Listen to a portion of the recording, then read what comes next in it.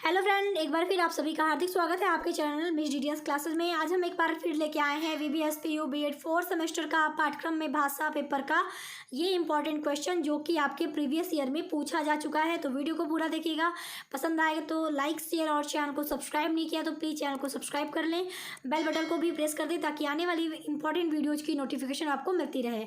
अगर आपको इसका PDF चाहिए तो PDF की लिंक डिस्क्रिप्शन बॉक्स में अवेलेबल है, आप जाके वहाँ पर चेक कर सकते हैं। तो चलिए शुरू करते हैं ये वीडियो। तो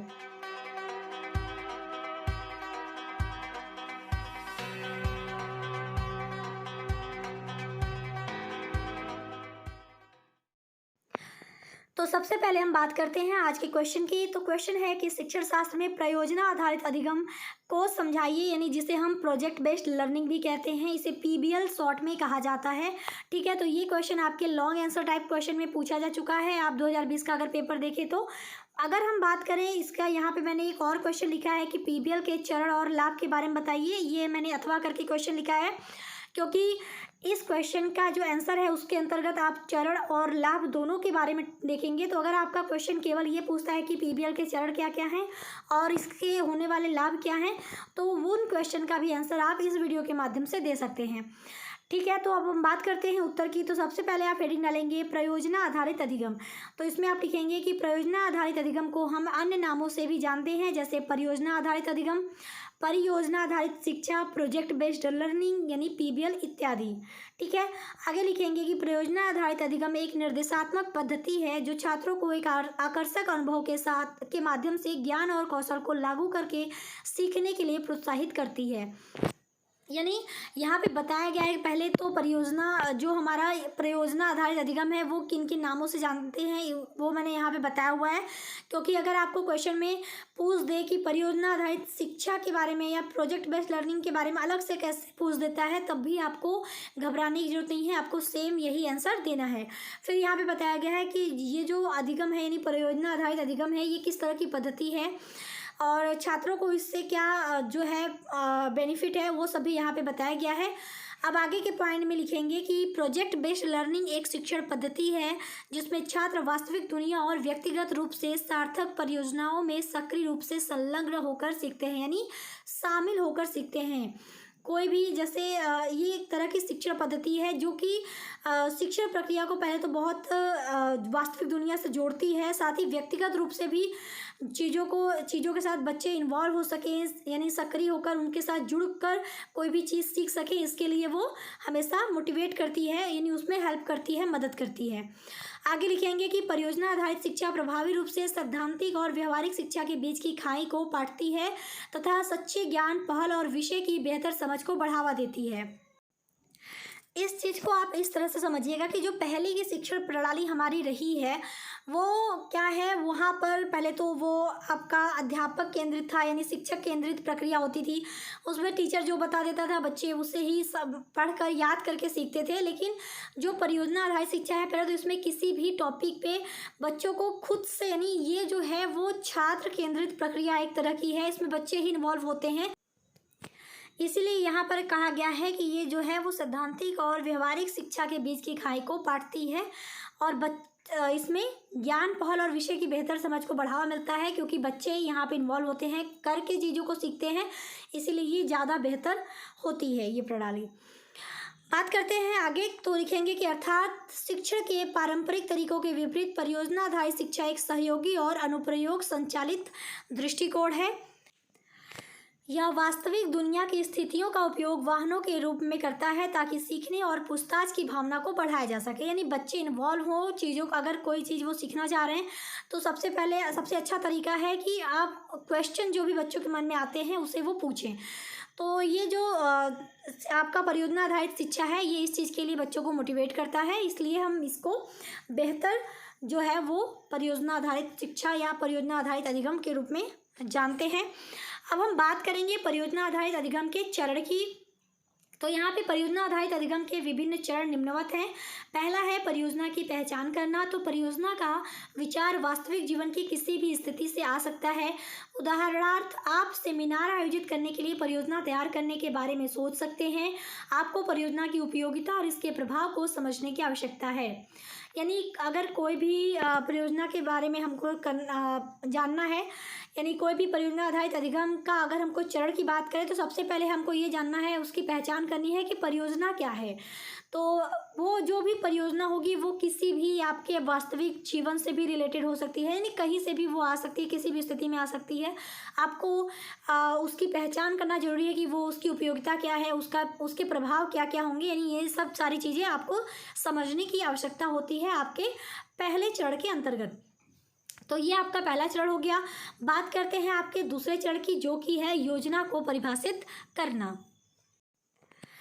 तो इसके अंतर्गत लिखेंगे कि सामान्यतः किसी भी प्रकार की परियोजना में कई परियोजना सदस्य शामिल होते हैं। इनमें से एक परियोजना नेता की पहचान करनी होती है। प्रत्येक परियोजना और प्रत्येक परियोजना सदस्य स्पष्ट होने चाहिए। जो छात्र परियोजना कार्य कर रहे हैं उन्हें विशिष्ट क्रियाकलाप सौंपे जाने चाहिए। उन्हें इन क्रियाकलापों को करने के लिए विभिन्न उपकरणों की जानकारी अवश्य होनी चाहिए। बेहतर समाधान हेतु व्यक्ति को विभिन्न स्थितियों के बारे में सोचना चाहिए। यानी ओवरऑल इनका ये कहना है कि जैसे अगर हम कोई भी परियोजना पर काम कर रहे हैं तो उसमें परियोजना के लिए कुछ सदस्य भी उसमें शामिल होते हैं और एक लीडर होता है जो कि ये ऑब्जर्व करता है, ये सारी चीज़ें नोटिस करता है, देखता है और मदद करता है और बताता है बाकियों को कि वो कहाँ पर गलती कर रहे हैं, कहाँ पर उन्हें सुधार करनी चाहिए। ठीक है, ये सारी चीज़ें। साथ ही जो भी सदस्य उस परियोजना में शामिल होंगे उनका भी अपना एक विशिष्ट रोल होता है। सारे क्रियाकलाप उन्हें जो भी सौंपे जाने चाहिए उसके लिए उनको सारे उपकरण की आवश्यक जानकारी वगैरह सब होनी चाहिए। ठीक है, तो ये सारी चीज़ें यानी योजना को परिभाषित करना हमारा जो है वो सेकेंड स्टेप होगा। यहाँ पर हम एक फिगर के माध्यम से पहले आपको दर्शा देते हैं कि इस चरण के अंतर्गत कौन कौन सी प्रक्रिया होती है, यानी कौन कौन से परियोजना आधारित अधिगम के चरण हैं। तो एक पहला है परियोजना की पहचान करना, फिर उसके बाद परियोजना को परिभाषित करना, फिर आपका आता है कि समय सीमा निर्धारित करना और कार्रवाई करना, सलाह देना और निगरानी करना, फिर हमारा आता है परियोजना का परिणाम। इसको यहाँ पे फिगर के माध्यम से दर्शाया गया है। हम एक एक करके अभी स्टेप वाइज चलेंगे। तो आपने जो है दो आपके जो चरण हैं वो आपने देख लिए हैं। अब हम तीसरे चरण की बात करते हैं जो हमारा होगा समय सीमा निर्धारित करना और कार्रवाई करना। तो इसके अंतर्गत आप लिखेंगे कि प्रत्येक परियोजना समय के प्रासंगिक है। छात्र को परियोजना को पूर्ण करने के लिए समय के महत्व को समझना चाहिए। सभी क्रियाकलापों जो परियोजना के अंतर्गत किए जाने हैं के लिए कुछ समय की आवश्यकता होती है। प्रत्येक परियोजना व्यवस्थित होनी चाहिए और साथ ही यह समय सीमा में सुनम्य होनी चाहिए। यानी अगर हमने परियोजना बना ली है कि हमको ये सारे काम करने हैं तो सबको उनके काम पहले समझा देने चाहिए। साथ ही हर प्रक्रिया, जैसे कोई प्रक्रिया हो रही है उस परियोजना के अंतर्गत, तो सबका एक टाइम होना चाहिए और वो व्यवस्थित रूप से होनी चाहिए। अपनी समय सीमा के अंदर वो पूरी भी होनी चाहिए। ऐसा नहीं कि अगर उसका टाइम 10 मिनट है या 15 मिनट है तो आप उसे आधे घंटे या 1 घंटे में करें, ये नहीं होना चाहिए। हर परियोजना का एक प्रॉपर टाइम होता है और उसी टाइम शेड्यूल के अंतर्गत आपको अपने वो काम को फिनिश करना पड़ेगा। ठीक है, तो ये हमारा हो गया थर्ड पॉइंट। तो आई होप कि यहाँ तक आपको समझ में आ गया होगा। आपको इसे रटने की ज़रूरत नहीं है। मैं हमेशा कहती हूँ कभी भी आप रटिए मत, आप उसको पढ़िए और समझिए और अपनी लैंग्वेज में जो है अपनी उत्तर पुस्तिका में लिखिए। हाँ, बस हेडिंग आप ध्यान रखिए कि हेडिंग क्या क्या होती हैं और क्या क्या आप कर सकते हैं। बात करते हैं चौथे पॉइंट की, तो सलाह देना और परियोजना की निगरानी करना। तो कई बार परियोजना के प्रतिभागी प्रक्रिया के बीच में फंस जाते हैं और आगे बढ़ने में सक्षम नहीं हो पाते। ऐसे मामलों में या किसी भी मामले में उन्हें सलाह की आवश्यकता होती है। सलाह कई संसाधनों जैसे पुस्तकों, वेबसाइटों, क्षेत्र के विशेषज्ञों से प्राप्त की जा सकती है, जबकि यह अनिवार्य है कि परियोजना के नेता द्वारा परियोजना की निगरानी सुनिश्चित की जाए। मार्गदर्शक अध्यापक भी परियोजना की निगरानी में सहायता करता है। सिंपल सी बात है, अगर हम कोई भी एक परियोजना कर रहे हैं, नहीं कोई भी हमारा प्रोजेक्ट है जिस पे हम काम कर रहे हैं, तो सबसे पहले तो सबका अपना अपना काम होता है, सब और हर काम का टाइम होता है।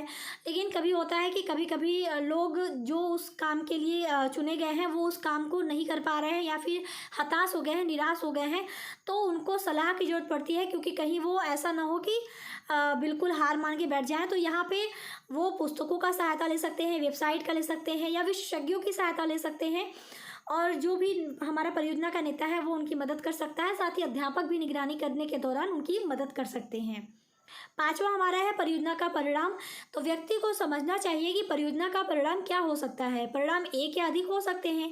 परियोजना के परिणाम की साथियों के द्वारा समीक्षा की जानी चाहिए। समीक्षा में होता है जांच, ठीक है, यानी वार्तालाप के माध्यम से जब आप कोई डिसीजन लेते हैं उसका एक तरह से लेखा जोखा निकालना समीक्षा करना कहलाता है। ठीक है, समीक्षा की जा सकती है और इसे प्रयोक्ताओं अथवा विशेषज्ञों से प्राप्त फीडबैक के अनुसार आशोधित किया जा सकता है। यानी पहले तो ऐसा नहीं कि परियोजना अगर हम कोई प्रोजेक्ट कर रहे हैं तो हमारा जो आंसर है वो बिल्कुल राइट आएगा। हो सकता है कभी कभी एक ही आए, लेकिन कभी कभी हो सकता है एक से ज़्यादा भी आ जाए। तो वहाँ पे सबसे बड़ा इम्पॉर्टेंट काम होता है कि महत्वपूर्ण काम ये है कि हम पहले अपना जो भी प्रोजेक्ट है उसका जो परिणाम आया उससे हम अपने साथियों से डिस्कस करें, साथ ही विशेषज्ञों से भी हम उसके बारे में बात करें, उनसे उनका फीडबैक लें और उसी के अकॉर्डिंग अगर कुछ संशोधन की ज़रूरत है, कुछ चेंजेस की ज़रूरत है तो उसे भी हम करें। तो ये हमारे 5 स्टेप थे। तो आई होप कि आपको समझ में आ गए होंगे। मैंने कोशिश की है समझाने की भी। तो अगर आपको फिर भी कोई प्रॉब्लम है तो आप कमेंट करके बता सकते हैं। बाकी जैसे मैंने कहा आपको पीडीएफ चाहिए तो पीडीएफ की लिंक डिस्क्रिप्शन बॉक्स में है, आप ज़रूर जाके चेक करें। आप डाउनलोड कर सकते हैं छोटा सा मार्जिन पे करके।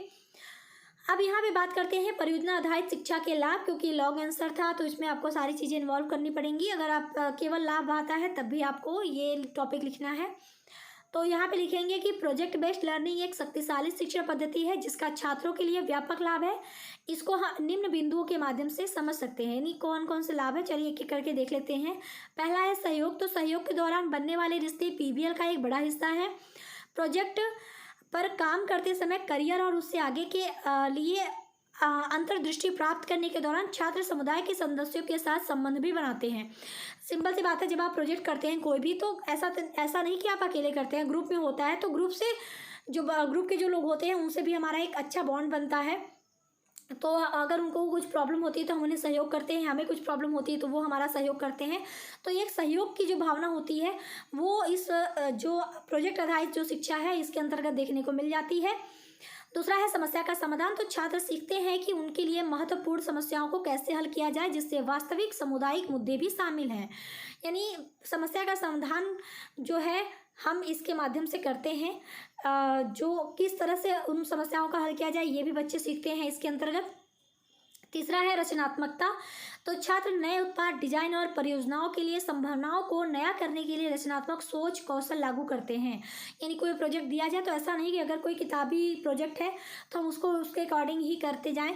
अगर कुछ क्रिएटिव है, कुछ रचनात्मक है जो बच्चों के मन में आ रहा है तो उसको भी वो शामिल कर सकते हैं। तो ये भावना भी जो है डेवलप होती है इसके अंतर्गत। चौथा है गहराई से समझ। तो छात्र अपने शोध कौशल का निर्माण करते हैं और तथ्यों याद रखने से परे लागू सामग्री के अपने सीखने को गहरा करते हैं। यानी उससे बच्चों का जो सोच है वो समझ है वो बहुत ज़्यादा विकसित होता है, गहराई से वो चीज़ों को सोचने समझने लगते हैं। तो इसलिए इस गहराई से समझ का जो ये लक्षण है ये देखने को मिलता है। पांचवा हमारा है आत्मविश्वास। तो छात्र अपनी आवाज़ ढूंढते हैं और अपने काम पर गर्व करना सीखते हैं, अपनी एजेंसी और उद्देश्यों को बढ़ाते हैं।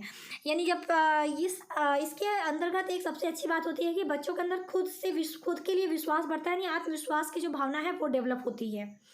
छठा हमारा है आलोचनात्मक सोच। तो छात्र समस्याओं को एक आलोचनात्मक सोच के साथ देखना सीखते हैं, प्रश्न पूछते हैं और अपनी परियोजना के संभावित समाधान के साथ आते हैं।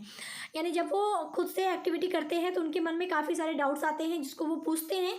तो एक आलोचनात्मक सोच भी डेवलप होती है, ये चीज़ यहाँ पर देखने को मिलती है। तो ये भी बहुत अच्छी क्वालिटी है, बहुत अच्छा लाभ है इसके अंतर्गत देखने को मिलता है। जो सातवां हमारा है परियोजना प्रबंधन। तो छात्र सीखते हैं कि परियोजनाओं को अधिक कुशलता से कैसे प्रबंधित किया जाए, ठीक, ये भी सही बात है। आठवां हमारा है जिज्ञासा। तो छात्रों को अपनी जिज्ञासाओं का पता लगाने, प्रश्न पूछने और सीखने का नया मौका मिलता है। जैसे मैंने अभी बताया आप लोगों को कि इसमें खुद से करते हैं तो काफ़ी उनके अंतर्गत डाउट्स भी आते हैं और नई नई चीज़ें वो सीखते हैं। तो जिज्ञासा की भावना भी देखने को मिलती है। नौवां है अधिकारिता। तो छात्र अपनी परियोजनाओं पर स्वामित्व लेते हैं, अपनी प्रगति और उपलब्धियों को दर्शाते हैं और उनका जश्न मनाते हैं। यानी अगर जैसे कोई वो काम कर रहे हैं तो ऐसा नहीं कि उनके ऊपर किसी और का दबाव है, खुद से करते हैं तो स्वामित्व लेने का जो लक्षण है वो देखने को मिलता है। यानी वो खुद की प्रगति और उपलब्धियों को देखते हैं, दर्शाते हैं और खुश होते हैं और खुशी के मारे वो जश्न भी मना सकते हैं। 10वां हमारा है दृढ़ता। तो एक परियोजना पर काम करते समय छात्र बाधाओं को अधिक प्रभावी ढंग से प्रबंधित करना सीखते हैं, अक्सर विफलता से सीखते हैं और अपने काम से संतुष्ट होने तक समायोजन करते हैं। यानी पहले तो वो बड़ी लगन के साथ काम करते हैं और अगर कुछ दिक्कत आती है उसमें अगर कुछ विफल हो जाते हैं तो अपनी विफलता से भी वो नई जो है अपनी प्रॉब्लम को सीखते हैं कि हमने कहाँ पे गलती की है और फिर उसके लिए फिर से दोबारा मेहनत करते हैं जब तक कि वो अपने काम से संतुष्ट नहीं हो जाए। तो ये 10 लाभ आपको इसके अंतर्गत देखने को मिलते हैं, यानी पीबीएल के अंतर्गत आपको देखने को मिलते हैं। तो ये था आज का हमारा कंप्लीट वीडियो। कैसी लगी वीडियो कमेंट करके बताइएगा। अगर पसंद आएगी तो छोटी सी रिक्वेस्ट है कि वीडियो को लाइक कर दीजिएगा, दोस्तों के साथ शेयर जरूर करिएगा और चैनल पे पहली बार आए तो चैनल को सब्सक्राइब भी कर दें और बेल बटन को प्रेस करना बिल्कुल ना भूलें, क्योंकि ऐसे इंपॉर्टेंट वीडियोस जो हैं वो आप लोगों के लिए मैं लेके आती रहूँगी। तो आज के लिए बस इतना ही, मिलती हूँ नेक्स्ट वीडियो में। तब तक के लिए आप लोग अपना ख्याल रखें। टेक केयर, बाय बाय, जय हिंद।